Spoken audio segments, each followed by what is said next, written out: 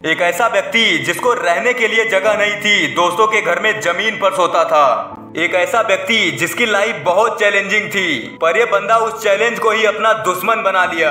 जो कहते थे कि दुनिया की सारी आवाजों को छोड़ के अपने दिल की आवाज सुनो, क्योंकि दिल को वाकई में पता होता है कि आप लाइफ में करना क्या चाहते हो। जी हाँ, मैं बात कर रहा हूँ एप्पल के फाउंडर स्टीव जॉब की। दोस्तों, इनके बारे में ऐसा कहा जाता है कि इनके जैसा एंटरप्रेन्योर पूरे दुनिया में कोई आया ही नहीं। मतलब अगर आप इनके बारे में पढ़ लो तो आपकी पूरी एमबीए हो जाएगी। इनकी कहानियों से ही तुम्हें बिजनेस करने की हवा लग जाएगी। इनका मानना था कि मैं सही निर्णय लेने पर ध्यान नहीं देता, बल्कि निर्णय ले लेता हूँ और उसे मेहनत करके सही साबित कर देता हूँ। वो फिर चाहे कॉलेज ड्रॉप आउट करने का डिसीजन हो या फिर वर्कर को फायर करने का डिसीजन हो। इसीलिए इनके साथ काम करने में सबकी फटती थी, क्योंकि लोगों को फायर करने से पहले ये एक सेकंड भी नहीं सोचते थे।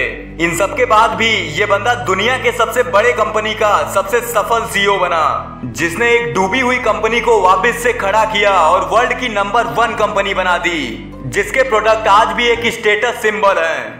दोस्तों, ये बंदा बचपन से ही कुछ अलग था, जो ना इसमें फिट बैठता था और ना उसमें, पर इसमें पागलपन था परफेक्शन का, कि साला जो भी करो उसको इतना परफेक्ट बनाओ कि देखने वालों के मुंह से सिर्फ एक ही वर्ड निकले, वाओ। ऐसी ही एक कहानी है जब स्टीव जॉब और उनकी टीम आईपॉड डिजाइन कर रहे थे और बड़ी मेहनत के बाद एक प्रोडक्ट को डिजाइन किया जो मार्केट में अवेलेबल प्रोडक्ट के साइज में आधा था। जब ये प्रोडक्ट स्टीव जॉब को दिखाया गया तो उन्होंने कहा कि उस प्रोडक्ट को और छोटा करो, और इस पर इनके टीम का कहना था कि ये प्रोडक्ट इससे छोटा हो ही नहीं सकता।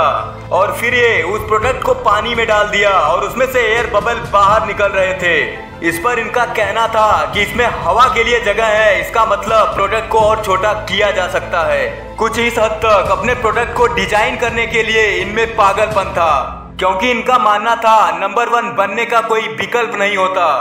दोस्तों, आपने ये कोट सुना होगा कि everything is fair in love and war, but Steve job ने इसको थोड़ा मॉडिफाई किया कि everything is fair in love, war and business.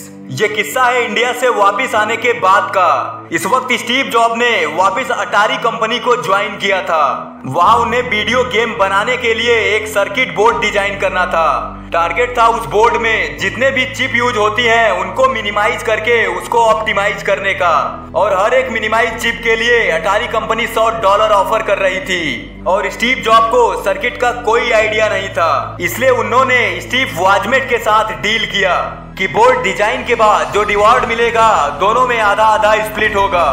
दोनों ने चिप को रीडिजाइन किया और कंपनी ने $5000 का रिवॉर्ड दिया, पर स्टीव जॉब ने बताया कि $700 ही रिवॉर्ड में मिला है और बाकी के रिवॉर्ड को अपने बिजनेस में इन्वेस्ट किया।